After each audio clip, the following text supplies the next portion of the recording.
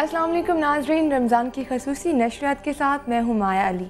रोज़े का सबसे अहम फ़ायदा ये है कि इसके ज़रिए इंसान की रूह पाकीज़ा और इसकी क़ुव्वत इरादी मजबूत होती है और ख्वाहिशात में इत्तेदाल पैदा होता है। रोज़ेदार को चाहिए कि रोज़े के आलम में भूख और प्यास को बर्दाश्त करते हुए अमली तौर पर ये साबित कर दिखाए कि वह जानवरों की तरह खाने पीने की लज्जत का ही असीर नहीं, बल्कि सरकश नफ्स की लगाम इसके हाथ में है और अल्लाह का हुक्म हो तो वो हलाल चीज़ों से भी ख़ुद को रोक सकता है। नाज़रीन, गुफ्तगू के इस सिलसिले को आगे बढ़ाते हैं और आपको मिलवाते हैं हमारी आज की मेहमान से। हमारी आज की मेहमान स्टाइलिस्ट हैं, ब्यूटिशियन है। उन्होंने 1980 के अशरे में पाकिस्तान में प्रोफेशनल ब्यूटी सैलून शुरू किया। इससे पहले पाकिस्तान में इस तरह का कोई तस्वर नहीं था। आज इनके ब्यूटी सैलून की शाखें मुल्क से बाहर भी कायम हो चुकी हैं। इसके अलावा वो स्माइल अगेन के नाम से एक NGO भी चला रही हैं जो उन ख़वातीन की बहाली के लिए काम करता है जिनके चेहरे तेज़ाब से झुलसा दिए जाते हैं। हुकूमत पाकिस्तान ने इनकी खिदमात के एतराफ़ में इन्हें प्राइड ऑफ परफॉर्मेंस से भी नवाजा। हमारी खुशकिस्मती है कि आज हमारी मेहमान है मुसर्रत मिसबा। अस्सलाम वालेकुम, कैसी हैं आप? बहुत अच्छा, बहुत शुक्रिया आपका बुलाने का। इतना अच्छा बोलिए कि आई एम लाइक मेस्मराइज्ड।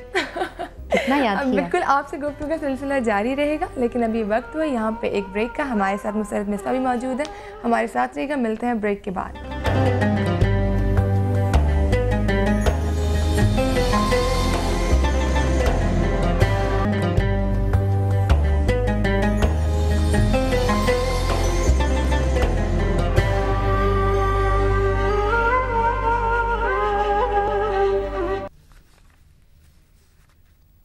अफ्तार के समय में खुशामदीद। हमारे साथ मौजूद है मुसर्रत मिसबा। बहुत सी बातें करनी है और इनके चेहरे मुझे क्यूट सी स्माइल आती है, उसको देख के वैसे ही बहुत अच्छा लग जाता है माहौल। कैसी हैं आप? मैं तो हमेशा अच्छी हूँ। अच्छा, अब मुझे ये बताएं कि रोज़ा आपने जब अफ्तार किया थोड़ा थोड़ा खाया, ये आपकी मतलब फ़िटनेस का राज है? नहीं, मैं इखलाक बरत रही थी। अच्छा। मौका नहीं मिला। रोज़े में रमज़ान में आपकी मसरूफियत कम हो जाती है, बढ़ जाती है? नहीं, मसरूफियत बढ़ ही जाती है, क्योंकि ना सिर्फ ये कि एक नॉर्मल काम है वो भी चल रहा होता है। जी जी बिल्कुल। लेकिन उसके बावजूद ये होता है कि जो हमारी फाउंडेशन की बच्चियां हैं जो कि उनके घरों में जाना या उनसे उनके घर वालों से मुलाकात करना, और वो ऐसे नहीं है कि वो सब के सब लाहौर में। अच्छा। सो यू नो, हाँ, सो आई ट्रैवल अ लॉट, और फिर समझाना बचाना कोई कांटे से चुभने लगते हैं रोज़े में। लेकिन ये ज़रूर होता है कि बच्चे फील गुड, और आपको जाना भी होता है। हाँ। सबकी खुशियों में शेयर होना होता है। आपकी जो अभी हम इसके आपके सैलून के बारे में बात करेंगे, लेकिन सबसे पहले जो स्माइल अगेन एक जब आपके NGO है, ये आपने क्या सोच के मतलब इस जगह पे आई कि मुझे अब स्माइल अगेन के नाम से एक NGO बनानी चाहिए, ख़ास तौर पे उन बच्चों के लिए? अब मेरे ख्याल में इतना बड़ा दिल बहुत कम लोगों का होता है जो उनको देख सकें, फिर उनका इलाज करवाएं। आई थिंक बेटे होता येगा कि अल्लाह ताला आपको चूज़ करता है। बिल्कुल। किसी भी अच्छे काम के लिए अगर उसने चूज़ किया तो उसका करम है, उसका शुक्र है, उसका रहम है कि वो आपको इस मकसद के लिए उन्होंने चूज़ कर लिया। अब जब चूज़ किया लिया तो वो खुद ही राहें भी निकल आती हैं और ख़ुद ही चीज़ें भी बेहतर होती चली जाती हैं। मुझे 30 इयर्स हो गए हैं ब्यूटी के बिज़नेस में। जी जी माशाल्लाह। It's all about any women's vanity. आपकी खूबसूरती, एक दाना, एक सफ़ेद बाल, मेरे काफ़ी हो गए हैं। उसके बावजूद वो बहुत सूट करते हैं आपको। आज से आप मेरी बेस्ट फ्रेंड हैं। तो उसमें सिर्फ ये होता है कि जब आप ज़िंदगी, जब आपको थोड़ा सा इत्मीनान हो जाता है, बच्चे माशाल्लाह से अपने पाँव पे खड़े होते हैं, आपको कोई ऐसी परेशानी नहीं होती जो कि आपको आपकी रातों की नींद उड़ा दे, तो I think it's very natural, it's very human कि आप अपने इर्द गिर्द की तकलीफ़ जो होती है उसको ज़्यादा महसूस करने लगती हैं। बिल्कुल। और वही ऐसे ही एक वक्त था जब एक बच्ची ने आके जब मुझे मदद के लिए कहा, और उस दिन मेरी ज़िंदगी का एक बहुत टर्निंग पॉइंट था। बिल्कुल। क्योंकि ज़िंदगी भर मुझे अफसोस हुआ उस दिन कि मैंने अपनी ज़िंदगी के इतने सारे साल गंवा दिए, क्योंकि I was only doing things जो कि ऊपरी होती, सतही होती हैं। और यहाँ पे एक ऐसी बच्ची आके मेरे सामने खड़ी हुई जो मेरे पास आई इसलिए थी कि मैं उसका कोई अच्छा मेकअप कर दूँगी या कुछ कर दूँगी तो उसकी शक्ल बदल जाएगी। लेकिन ऐसा नहीं था, because this girl has lost one आई। उसकी आँख नहीं थी, नाक नहीं थी, और वो जब कि आप मुझे ठीक करें, तो تو اس وقت مطلب سمجھ میں نہیں آیا کہ کس طرح سے کروں گی، کیا کروں گی. لیکن پھر ہم نے ایک ایڈ دیا. جس دن ایڈ کی تاریخ تھی کہ اس تاریخ کو آپ لوگوں نے آنا ہے، اس دن 42 لڑکیاں آئی تھیں. اس دن صرف لاہور سے تھیں یا پورے پاکستان بھر سے تھیں؟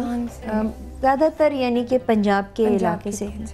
وہ بچیاں جب آئی ہیں 42 بچیاں، جس میں سے زیادہ تر بچیاں وہ تھیں جن کو انٹینشنلی تیزاب سے یا آگ مٹی کا تیل چھڑک کے جلایا گیا تھا. اس دن پھر اصل میں مجھے اپنی ذمہ داری اور بوجھ اور ایک مجھے بس اس وقت یہ تھا کہ اللہ تعالیٰ مجھے اتنی زندگی دے کہ میں کچھ کر سکوں، اتنی مجھ میں ہمت دے کہ میں ان کے لیے بہتری کر سکوں، اور اتنا مجھے نوازے کہ میں ان کی تکلیف جو ہے وہ کم کر سکوں. اور شکر ہے اللہ تعالیٰ کا کہ یہ چیزیں آہستہ آہستہ بہتر سے بہتر ہوتی جا رہی ہیں. میں یہ نہیں کہہ رہی کہ تیزاب پھینکنے کے واقعات یا جلائے جانے کے واقعات جو ہیں وہ کم ہو گئے ہیں، کیونکہ آئی تھنک جتنا لوگوں کو ہمارے بارے میں پتہ چلتا جا رہا ہے اتنا ہی اور بچیاں آتی ہیں، اور اس میں ایسی بھی ہوتی ہیں جن کو ریسنٹلی جلایا گیا ہے، اور ایسی بھی ہوتی ہیں جن کو کئی سال گزر گئے ہیں لیکن وہ اپنا علاج نہیں کرا پاتی ہیں، کیونکہ یہ بہت ایکسپینسو علاج ہوتا ہے. ایک بچی جو ہوتی ہے وہ آن این ایوریج 25 سے 30 آپریشن ہوتے ہیں، اور یہ آپریشن ایک سال میں نہیں ہوتے، کئی سال لگتے ہیں. تو اس میں جب ہم ان کو آہستہ آہستہ ٹریٹ کرنا شروع کرتے ہیں تو دیر سو مینی تھنگس. اچھا مجھے نا عادت ہے تقریر کرنے کی، تو آپ بیچ میں کوئی اور سوال نہیں. میں مطلب یہ پوچھ رہی تھی کہ کیا اس کا پورا پروسیس ہے، کیونکہ کچھ ایسے بھی فیملیز ہوتی ہیں جب ان کے گھر میں کیس ہو جاتا ہے تو وہ اپنے بچوں کو نہیں لے کے آتے باہر، کہ نہیں ہم نے نہیں لے کے آنا، اب پتہ نہیں ہمارے کیا گھر والے کہیں گے، باقی خاندان والے. تو جہاں پہ وہ لڑکیاں خود ویلنگ ہو آپ کے پاس آنے کے لیے، وہ کیا کرتی ہیں؟ نارملی ایسی جتنی بھی بچیاں ہیں جو کہ آلریڈی ان کو جلا دیا گیا ہے یا تیزاب یا ایسا واقعہ اور حادثہ ان کے ساتھ ہوا ہے، فیملی ممبرز یہ نہیں ہے کہ وہ ان سے پیار نہیں کرتے، لیکن ظاہر ہے کہ ان کے وسائل اتنے نہیں ہوتے کہ وہ ان بچیوں کا خیال اس طرح سے رکھیں جس طرح اپنے نارمل بچیوں کے. یہ بچیاں جب باہر نکلتی ہیں تو ان کو ایک بہت امپورٹنٹ فیکٹر جو ہوتا ہے وہ ان کی سائیکولوجیکل ریہیبلیٹیشن ہوتی ہے. بالکل. اس میں ان کو ہمت دلانا، ان کو یہ احساس دلانا کہ نہیں آپ زندہ ہیں، نہیں آپ پیاری ہیں. مطلب اگر آپ کا چہرہ مسخ ہو گیا ہے تو آپ اندر سے تو وہی پیاری سی 16 سال کی بچی ہیں جس کو جلایا گیا ہے. سو ان کی وہ خواہشات کو ایک پازیٹیو راہ کے اوپر لے کے جانا اٹس اے ڈیفیکلٹ ٹاسک، لیکن وہ بچیاں آہستہ آہستہ بہتر ہوتی جاتی ہیں.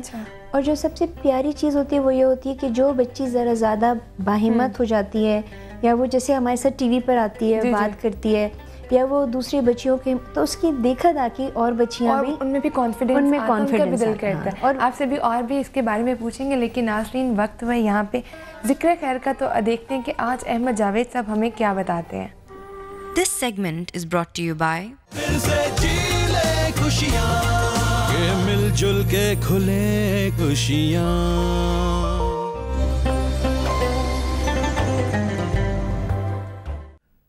شیطان سے کسی نے پوچھا کہ تو نے یہ دعویٰ کیسے کر دیا کہ آگ مٹی سے بہتر ہے. اس نے کہا کہ اس کے علاوہ بھی آگ میں ایک خوبی ہے. انہوں نے کہا کہ وہ کیا؟ انہوں نے کہا یہ آگ ہے جو عشق کی ماں ہے. تمہیں یہ تو معلوم ہوگا نا، تمہارے بڑوں نے تمہیں یہ اتنا تو بتا ہی دیا ہوگا کہ سب سے بڑی نعمت، سب سے بڑا حال عشق ہے. تو تم یہ بات نہیں جانتے کہ عشق اپنی ساری کیفیت میں آگ ہی ہے. یہ آگ ہی ہے جس کا سب سے اونچا شعلہ عشق ہے. وہ عشق کا موجد ہے، عشق کا کنٹینر ہے. اب یہ بالکل ہی ڈھیر ہو گئے. انہوں نے کہا کہ یہ واقعی اگر آگ عشق ہے تو پھر مٹی یا دیگر عناصر اس کے مقابلے میں کوئی حیثیت نہیں رکھتے. شیطان نے کوئی اور غلطی کی ہو تو کی ہو، لیکن اس کا یہ دعویٰ ٹھیک معلوم ہوتا ہے کہ میں آگ سے ہوں، آدم مٹی سے ہے، آگ چونکہ مٹی سے بہتر ہے، برتر ہے، لہٰذا میں اپنے سے کمتر وجود کو سجدہ کیوں کروں؟ دلیل اس کی مجھے تو بہت کنونسنگ اور قائل کر دینے والی لگتی ہے۔ وہ جناب پھر شیطان سے اجازت لے کے باہر نکلا۔ شیطان نے بھی جیسے اس پر ایک ٹھپا لگا دیا کہ یہ میری جماعت میں سے ہے۔ تو وہ ابھی گھر کے راستے ہی میں تھا کہ ایک صاحب نظر بزرگ نے اسے دیکھا اور بلایا کہ ادھر آنا۔ وہ گیا تو کہنے لگے کہ برخوردار تم کہاں سے آ رہے ہو؟ انہوں نے کہا جناب ایک جگہ سے آ رہا ہوں۔ وہی آتشینی جو شیطان سے لے کر آئے تھے، اسی سے پیدا ہونے والے گھمنڈ کا مظاہرہ کرتے ہوئے کہا کہ آپ کو کیا میں ایک جگہ سے ہو کر آ رہا ہوں؟ کہ نہیں بھائی، میں تمہیں کسی اور غرض سے نہیں روک رہا، نہ کسی اور نیت سے پوچھ رہا ہوں۔ میں نے تو صرف تمہاری پشت پر شیطان کی مہر لگی ہوئی دیکھی ہے، تو میں چاہتا ہوں کہ اس مہر کو تمہاری پشت پر سے صاف کر دوں، اس میں تمہارا ہی فائدہ ہے۔ تو یہ بھی متاثر ہو گیا کہ اس نے شیطان کی مہر کیسے دیکھ لی اور یہ کیسے جان لیا کہ میں شیطان کے پاس سے آ رہا ہوں۔ تو اس نے سارا واقعہ بتایا تو وہ بزرگ ہنسنے لگے۔ انہوں نے کہا کہ بے وقوف، اب جا کے شیطان کو ڈھونڈ اور اس سے کہہ کہ فنا افضل ہے یا بقا افضل ہے۔ آگ فنا کا نام ہے، زندگی بقا کا گھر ہے۔